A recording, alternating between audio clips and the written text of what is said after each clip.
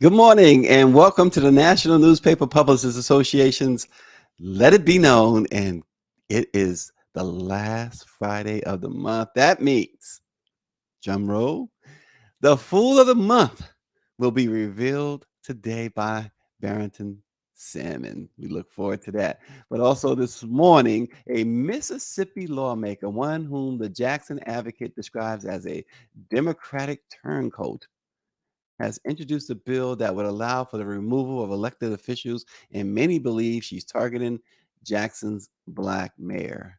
We'll have some details on that.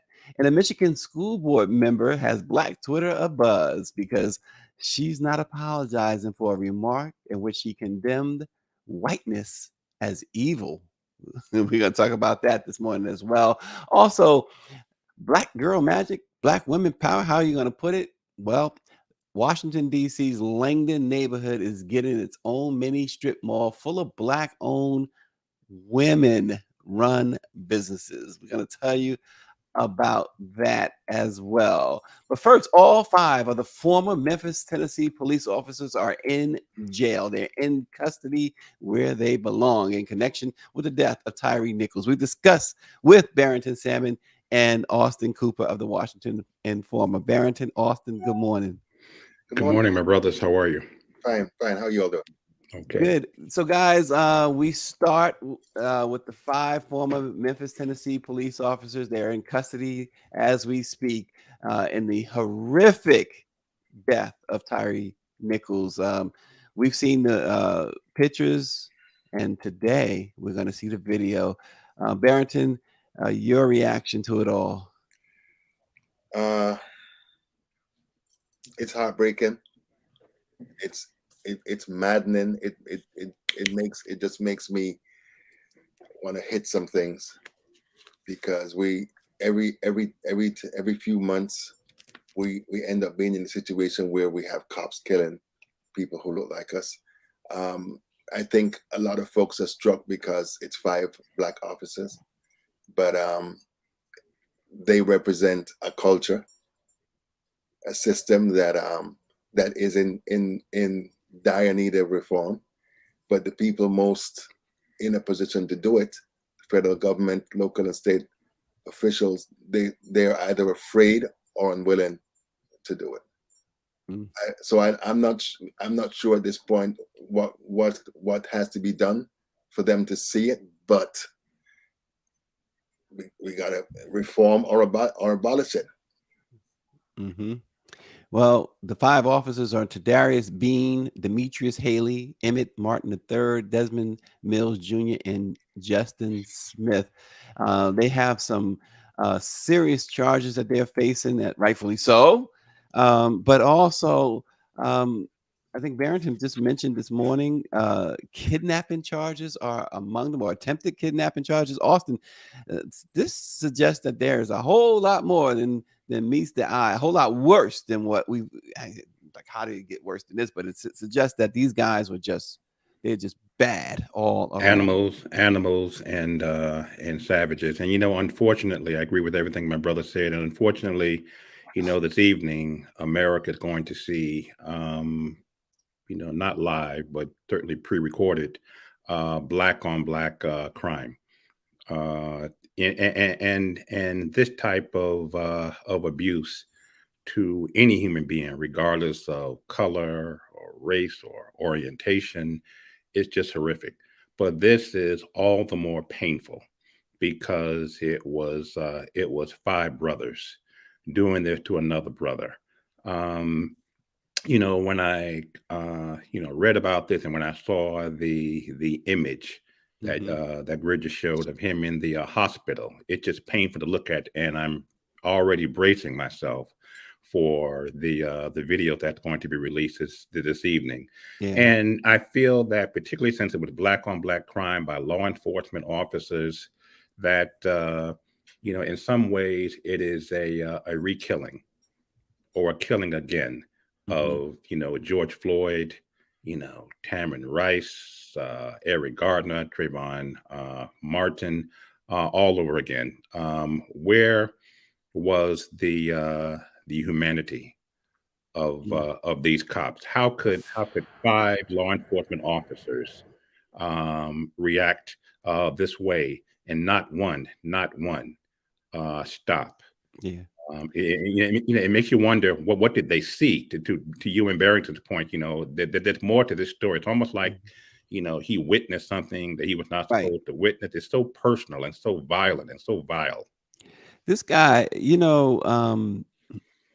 this was something that we would never have thought, right? Black cops doing this, but as Barrington keeps saying, and you cannot, I don't think there's no dispute to what Barrington keeps saying about the whole system, the whole, Absolutely. the culture and policing itself. These guys, this is the most cowardly act because, it's 5 of you, you got guns and badges, and then this civilian. But they Tasers, mace. get their power. They get their power from the gun and the badge, and also, because we'll see if this is going to be different from all the other cases, because these people have been allowed to act with impunity. They do what they want. It's really interesting because the usual mechanisms that take place when cops kill black people are not in play here. Mm-mm. Usually they put them on a desk or administrative leave with or without pay. Yep. These guys were fired within days.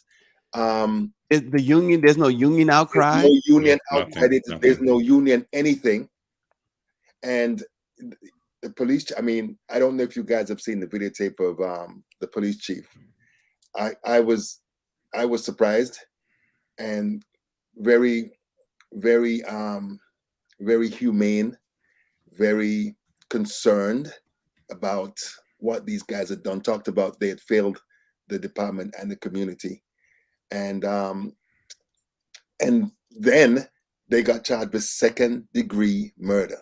Mm-hmm. So they're in a jam, deservedly so. As they say in the in police station, they're in a jackpot. Power 96 says NWA did say black cops showing out for the white police. Where is the Blue Lives Matter and back the blue people? Yeah. None of those people are saying anything. And but the thing that is most maddening is that after the global and national protests in 2020 following the murder of George Floyd, all of a sudden, people use the excuse of saying, well, crime is increasing because of COVID, to basically do nothing. So you have NYPD with a $10 billion budget. You have the LAPD with one of the worst records in dealing with citizens, particularly black citizens. The budget is through the roof, and they're trying to get more money. And the president has given hundreds of millions of dollars to police departments, ignoring the reality that these structures need to be reformed. Early findings in the autopsy show that Tyre Nichols was severely beaten before he died. It's Austin. We talk about the video coming out. You can only, like you said, you brace yourself, because when you look at the result, what we've seen him in the hospital bed, so you can only imagine the actual action. It's going to be tough to look at. And the pain and the agony of the 3 of us, your viewers and listeners and Americans across the country, it's going to be painful for certainly most of us. But when you look at the pain of this young brother's mother, when she was talking yesterday, my eyes just welled up with tears, and she made a statement, something to the effect of My son was murdered on January 7th, but the doctors pulled the plug on January 10th, meaning he was dead when, before they called the ambulance. And there's Mhm. some, it seems like I read or heard that there was a delay on their part, Yeah. and even calling, dialing 911.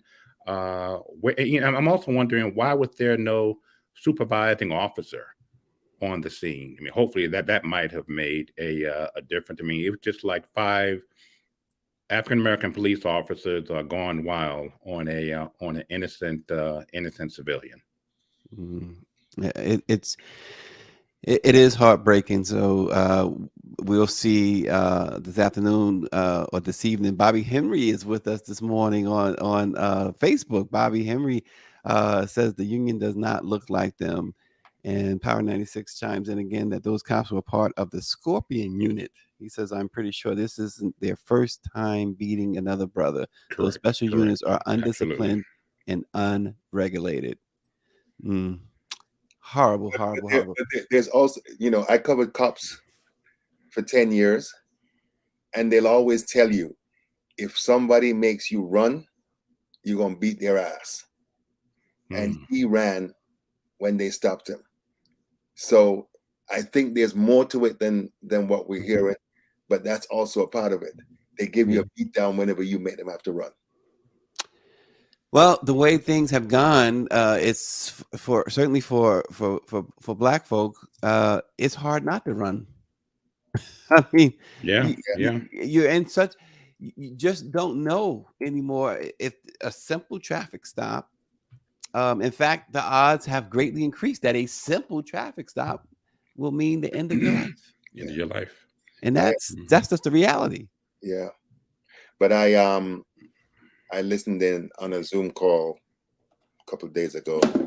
Dr. Melina Abdullah, LA Black Power, Black Lives Matter LA, and they have a number of proposals that they're presented to the city council to remove police officers from handling traffic stops, from handling wellness checks and mental health checks and that type of thing. And that's the real reason why they said defund the police. Take all this money that these guys are getting. I mean, I read something yesterday, and one police department had like $100 million or some ridiculous amount of money overtime. Some ridiculous amount of money overtime. And so, there is a large push by those seeking reform and or abolition of police structure to decouple the cops from those situations where they're not trained, they have no sensitivity. I mean, they killed a young man in LA. He was one of the first three that they killed early in the year, and he was having a mental health crisis. Yep. Shot him like 7 or 8 times.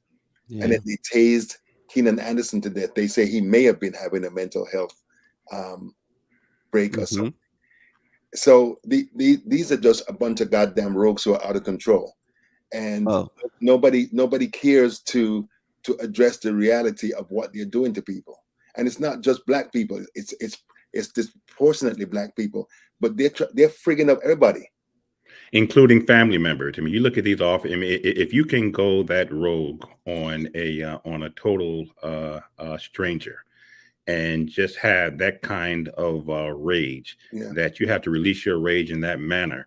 What is happening on the home front with these 5 officers? What are they doing to their wives? What are they doing to their girlfriends? Domestic violence is a huge problem for most of these cops. And because of who they are and who they know, most of the time it doesn't, the what they're doing doesn't go anywhere. There's no charges. It's swept under the rug. I mean, it's yeah. Well, yeah. David Youngblood says it's about policing, not policemen, and that whole system. It's the system that has to, in order for anything to change, that has to change. We're gonna move on to a situation in Jackson, Mississippi. Republicans have been looking for ways to legally challenge election results they don't like. since Joe Biden defeated Donald Trump in 2020.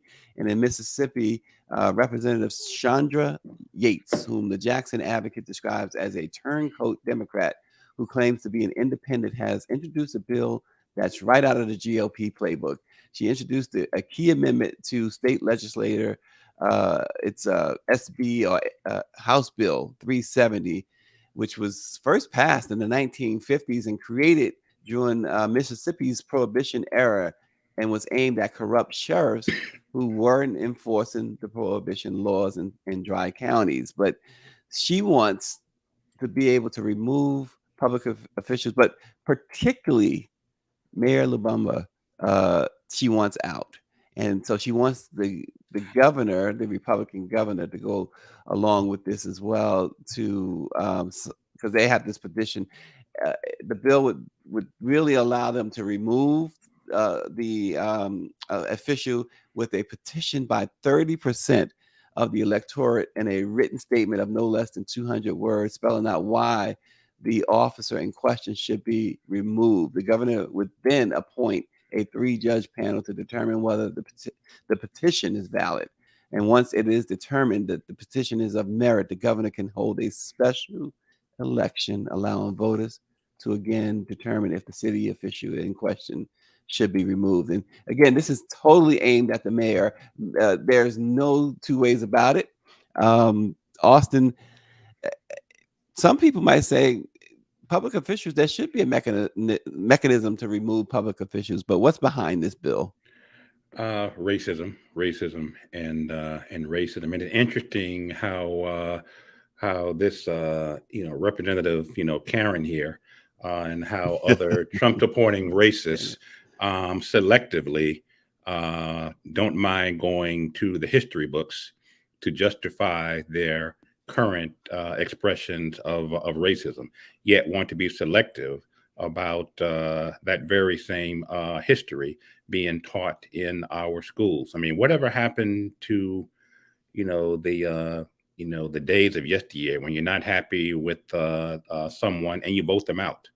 This is an extension of the Trump playbook in terms of what had the mayor done wrong, other than be a black man elected mayor? And he's going to, I think he's maybe approaching his year term, if he's been in that long. What has he done to justify this other than being black while mayor? That's being black while mayor. Barrington? Here's the thing. I won't say what I want to say. These white people in Mississippi who are in elected office, most of them are a bunch of racist clowns and fools.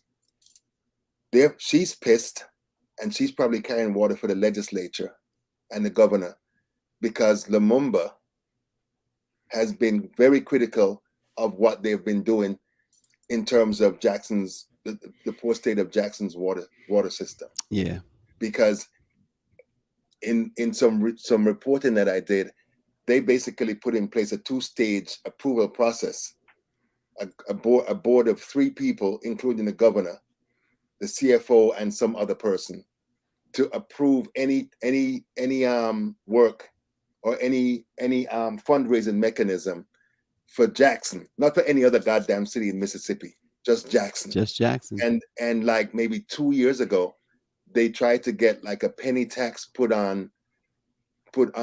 get legislation to add a penny tax to take care of the water system, and Tate Reeves and the rest of them turned it down. So, and he's been very open about their incompetence and their unwillingness to do anything for Jackson, because Jackson is the black Democratic spot in an all-white state. And here's the deal. Power 96 brings it home. Says that Karen needs to be worried about the $77 million that conservatives in Mississippi stole from welfare recipients. Yeah. Brett Favre. Thank you. Yeah, $100 million. $100 million. Yeah. Brett Favre and former Governor Phil Bryant. Nothing's happened to them. Nothing. No arrest, no charges, no nothing. And so this legislator, Yep. Yep. She's focusing on something like removing the mayor. Well, what about Brett Favre? Why isn't Brett Favre locked up? Because of his skin color. Celebrity. Yep, celebrity. So yeah, celebrity and skin color. I mean, again, you don't hear any more about the story. There are Yeah. no repercussions of him at the federal, state, or local levels of government. And instead of Representative Karen trying to use her voice in that legislative body to address the issues of the state, including Jackson and the water problem there, this is her way of addressing the issue by this nonsense legislation of removing him. You asked earlier, Stacy, about the process for removal. Yeah, you vote. You vote every 4 years, or you vote every 2 years. And in instances of corruption, then you may have a recall. But the power of the ballot. Yeah. Well, But Austin, you have to remember, that we live in a time and a system that these people feel entitled and privileged to change Absolutely. whatever it is, no matter what is in place. Whenever they find themselves aggrieved with something that we're doing, there's always a different set of rules. There's Agreed. always mechanisms that they can put in place that is different from what is supposed to be there. I'm so sick of these people. I'm so sick of them. They, every time you turn around, they're talking some garbage about us, but they're a bunch of snowflakes. You can't say anything. Everything for them is a problem. Reverse racism. Oh, you don't like us. Who gives a damn? Who cares? David Youngblood says, "Ain't no fun when the rabbits got the gun. That's why Tate Reeves and the saltiness don't want Jackson with power." Yeah. Well, how about this though? Moving on to another political story, sort of. In Michigan, Jackson, Michigan now. Not Jackson, Mississippi, but Jackson. Keisha Hamilton, a school board member there in Jackson, Michigan, is facing a lot of backlash for some controversial tweets blasting white people.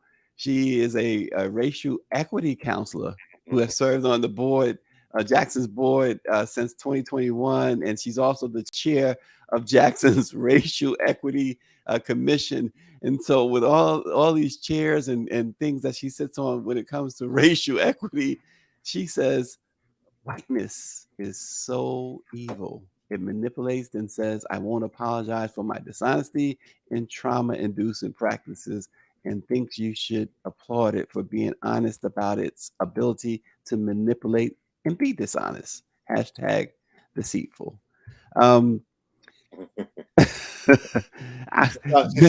She sounds like Barrington. That's I where know. that's And where I I'm was about going. to say, is she related to Barrington? When I Yes. first read Is that about your this, sister? She's my sister. Give them the blues. Yo, listen. If we can't sleep, if we can't be comfortable, they can't sleep neither. I mean, you got to speak truth to power. You got to be honest. I mean, 500 years of history is an illustration of just how evil these white people are. And we're not at 600 yet. It seems like we've been saying 500 for a long time. 600. So I'm glad that she has not folded to the pressure, because they were trying to get her to resign. The white folks on some commission or board or whatever, council, were trying to get her to resign, and she was unapologetic. I love it. And she's got her supporters too.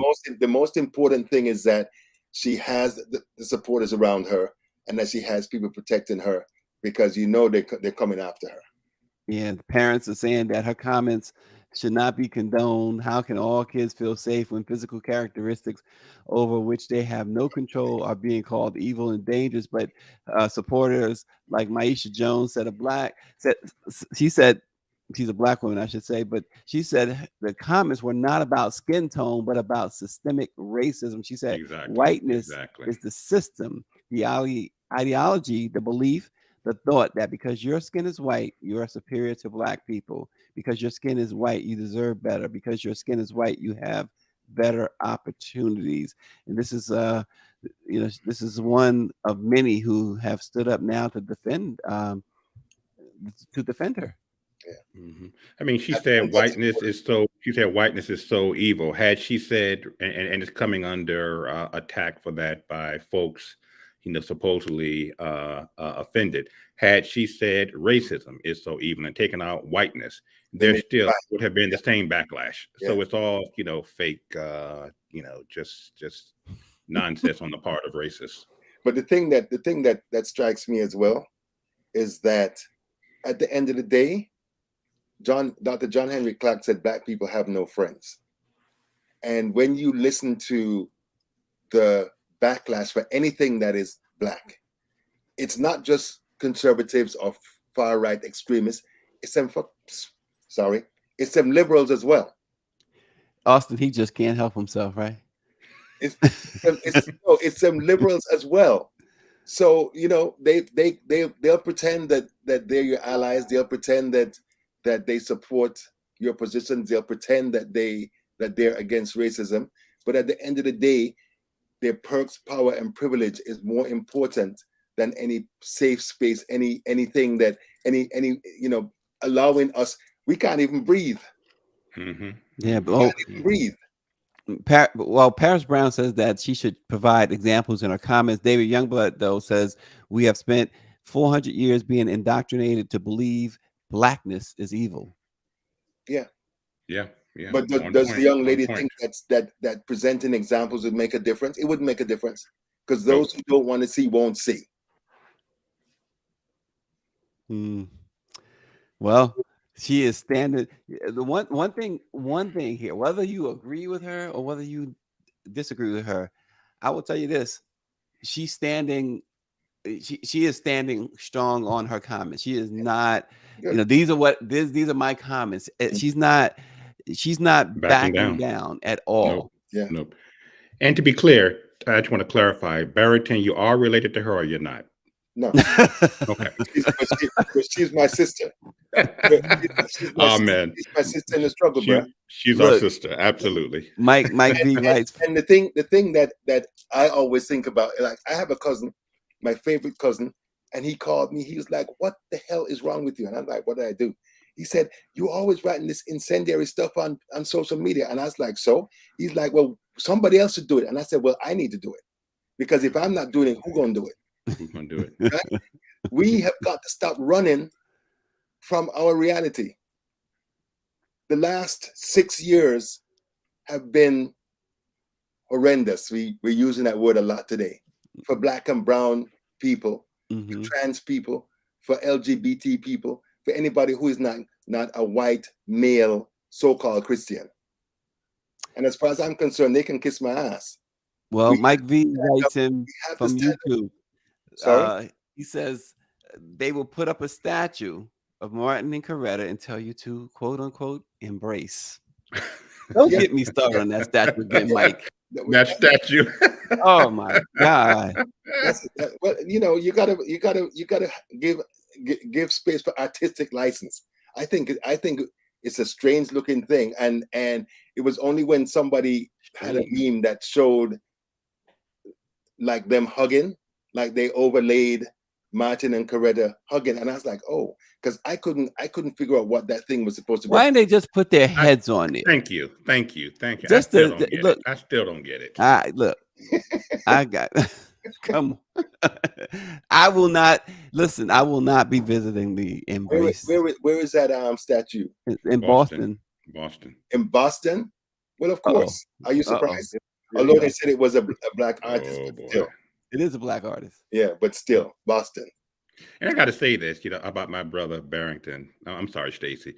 Barrington was on earlier this week, so I try to listen to your show every morning, and most times I got my earpiece in. I'm walking around the apartment doing things, but when Barrington's on, I just sit down.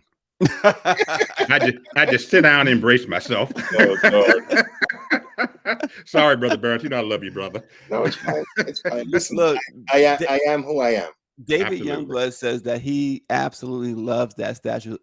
See, David probably has those artist-like eyes, because I think folks who are artistically inclined can see perhaps what this young man was aiming for with Embrace. So I think David has said that before, that he loves this statue. So, and I don't think he's I don't think he's joking. I Why think he's does he telling. love it? Yeah, David, you need to tell us why you love the statue. I'm You curious. don't need to, but we would like for you to. Yeah.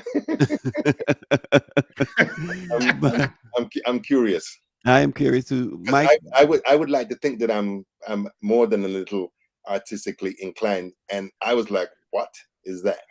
And I'm less than a little artistically inclined. So I just look at it and I don't get it. I Yeah. don't But they get. say, I'm gonna. beauty's in the I eyes of the keep beholder. look. Yeah. I keep saying David and Power 96. They need to be on the show, and David can come on and explain to us and take us to school on why this is a work of art. Yep. So, and Mike V says Boston Common, a predominantly white section and wealthy section where black people have no access. Not on MLK Boulevard though. Wow. And Power 96 says, at least the one thing I can say is at least it wasn't a Confederate statue going up. That's So look, y'all, progress. we keep talking about yesterday we had this heated, as Austin called it. He's like, man, he was listening, and this heated thing when it came to that Chef Way and black women and dark skin, and Yeah. but we keep talking about black women. We talk about black women a lot on the show. But Washington, D.C.'s Langdon neighborhood is getting its own mini strip mall full of black-owned and women-run businesses. And Angel Gregorio has purchased a $1 million property as the new location for her spice shop that she has dubbed the Spice Suite. And she will have this 7,500 square foot lot that will be the home to 4 other black-owned salon businesses within the upcoming weeks, including hair, nails, waxing, and braiding services. The strip mall that she called Black and Fourth had its soft launch to cut the ribbon to the location. She got some support from the city council and from a few grants, but you have to applaud. I think Barrington, Austin, you have to applaud what she's doing. Well, one of the things, if and I'm sure you guys know it, but black women they constitute the largest number of black entrepreneurs. They're out there, they're doing their thing. I love this, particularly in a city that we can no longer call Chocolate City. Black people have been pushed out, marginalized, and any other adjective you can think of in a city that used to be their own. And as this is a Washington D.C. is emblematic of the country writ large. Very often, if you're a business person, you got to give your firstborn to get a loan. The barriers that are put in place for people going into business is daunting. And so I applaud Councilmember Kenyon McDuffie, who they said was very instrumental in getting this to happen. And I applaud the young lady and the women that are doing this. And I hope that we see more of these types of things popping up in DC. Absolutely. And what what she is doing is inspiring young girls and young boys to be entrepreneurs and demonstrating in a concrete way, giving back to the community and creating jobs in the community. So I have nothing but praises for this young lady and Councilmember McDuffie and the mayor's office and anyone else involved in this endeavor. Yeah. And by the way, before we get to the fool of the week of the month,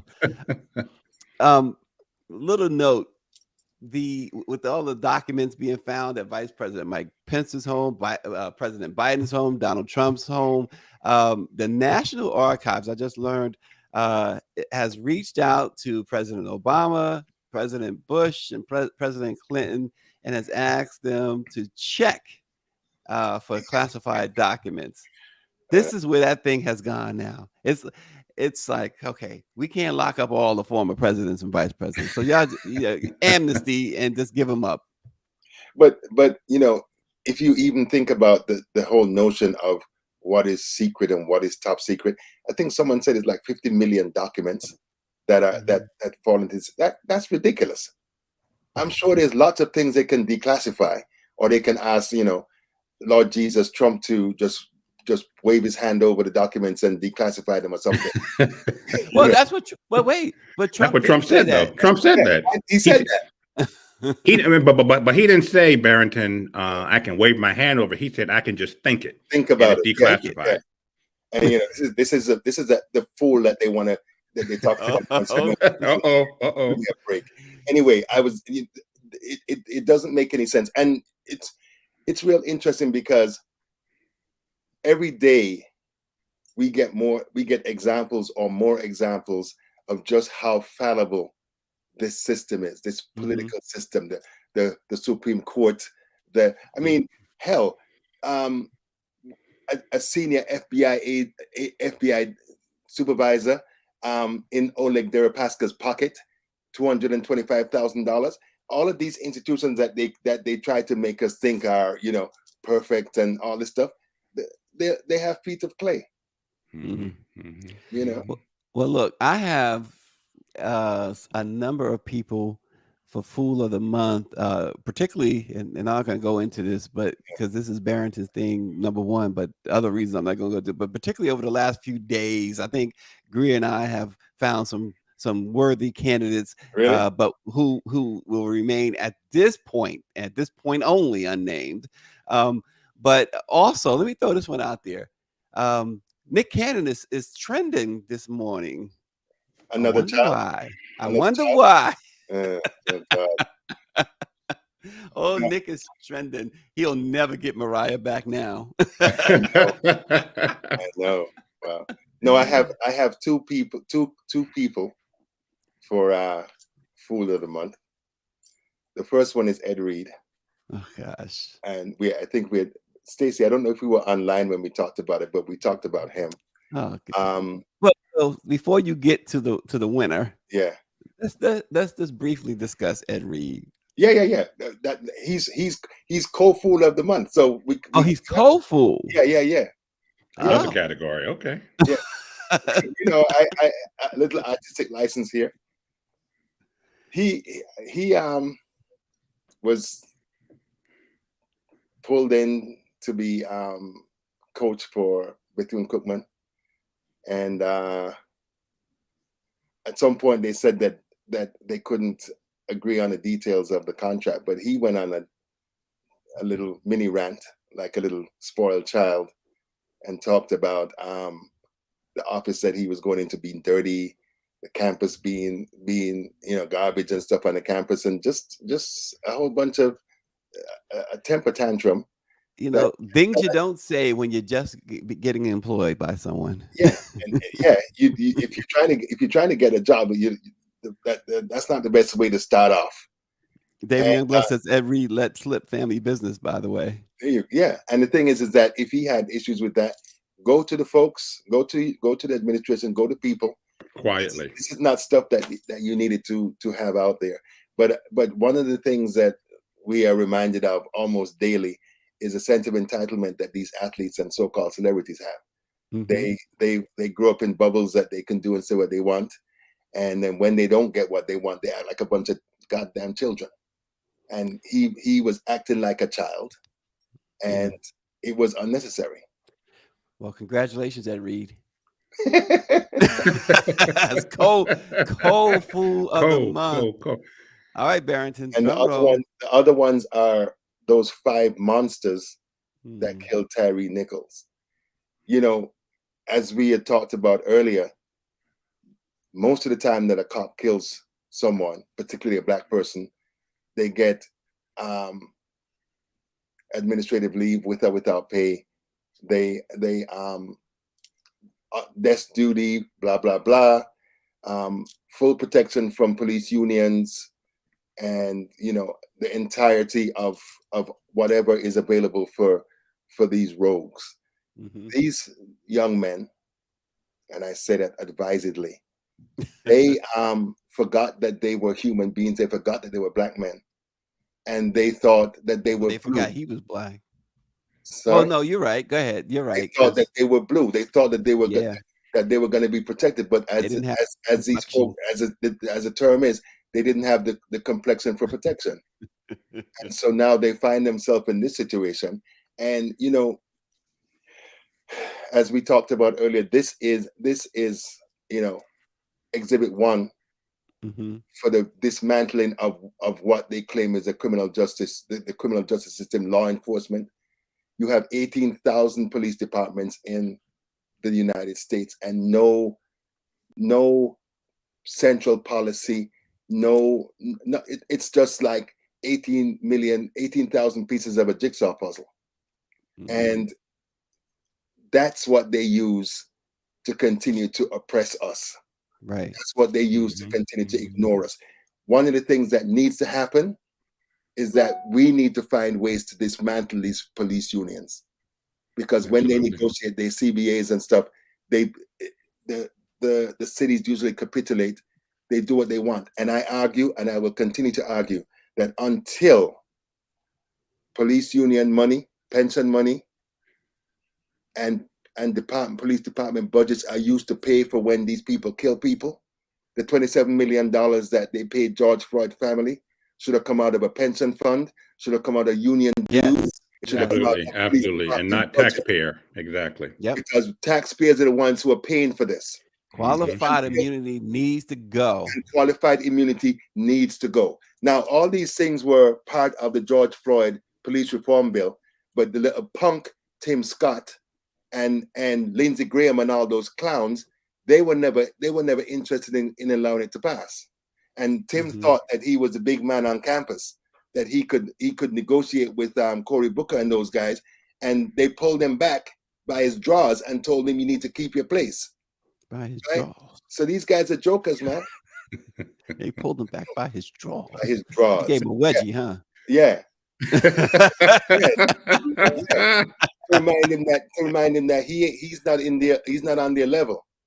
Well, David Youngblood makes a point. He says even they are now horrified to see themselves in a place they could never imagine being in, and that leads to this, Austin. Good. Somebody. Okay, so will we see a couple of these officers flip on? Will they start flipping on each other, offering stuff up now? Because David's right. Imagine for a police officer being now in this position where he's going to be with people he locked up. Yeah. Hell, if I was in that position, I would certainly flip. Is there deals to be made? Do we, based on the little information that we do have on these guys, you think there might be deals to be made? There could be, but I think that, in fact, there likely will be. I mean, one of these officers at least will turn on the others. But I hope that all 5 of them serve some time in prison, regardless of how much you flip, how much information you turn over. And again, it's going to be telling how much flipping can be done when we see who was actually doing the beatings tonight. I mean, were they all taking swings? Well, that sort of reduces your chance of saying I really wasn't involved. I was standing off to the side. I was encouraging them, to stop. But Austin, it's standard operating procedure to offer them a deal. So and they always tell you if you're the first one to get in, you get the best deal. That's how I understand that. No, agreed. I understand having the best deal, but any best deal should include jail time. Yeah, it's a whole lot of jail time. That's all I was saying, brother. Right, ain't no doubt about this. These guys, I think that these guys might end up being the cops that serve the most time in the history of this country. Well, but here's the thing, though, is the thing about it is all five of them, all Mm, five mm. of them were complicit in this. Obviously, they got the same charges. The evidence, we haven't seen all the evidence. They're gonna show the videotape. Apparently, it's overwhelming evidence. Why even bother with offering a deal? Well, yeah, that's a good question. But here's the deal: if you're an investigator, a prosecutor, and you want to get all the details, you could offer that as a way for someone to get less time, because even when the DA offered the timeline yesterday, there were so many gaps and so many things that they still don't know. So I imagine that they could say to one of them, give us the full details of what's happening, and you can get a deal. So I would expect that would be a part of it. But I hope that they get life. Put them under the jail. Put them under the jail, because in a case like this, I don't care what color they are. I'm not interested in what color they are. What exactly is under the jail? We say that a lot. What do we mean by that? Dig a hole. I mean, dig a hole and put them under the jail. Literally.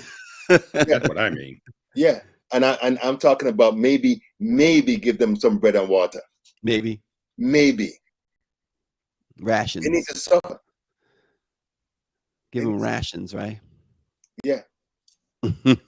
but so I think one of you was saying that they'll be in danger in prison, but most of the time they put them in solitary confinement.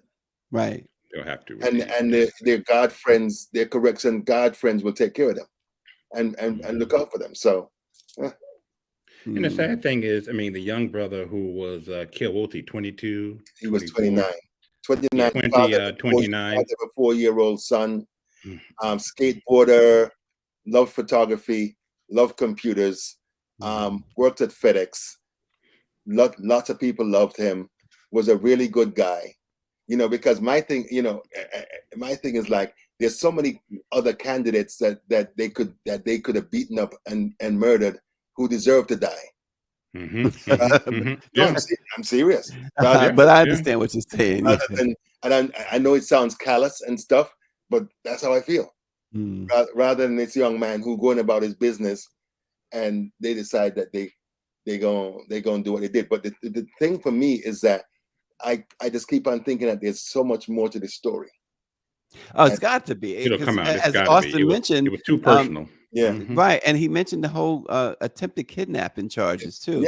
Yeah. So there is a whole lot more to this story that I guess we're going to find out, because at some point the charges will be laid out in its entirety. So they're going to lay out the charges today, and they're going to release the video at 6. They said. Yeah, so we'll have a better understanding as to why attempted kidnapping was involved. This has to be something like you guys have been spot on. It has to be something that this young man knew or saw that he shouldn't have known or seen. Because I just happened to be watching TV and they listed the charges, and I was like, shit, kidnapping at a traffic stop. So it was like, Yeah.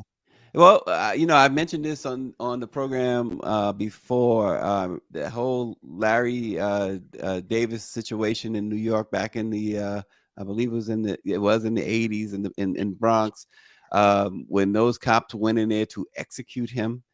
He was a dealer, but they went in to execute him, and he wound up shooting several of them, and he was acquitted.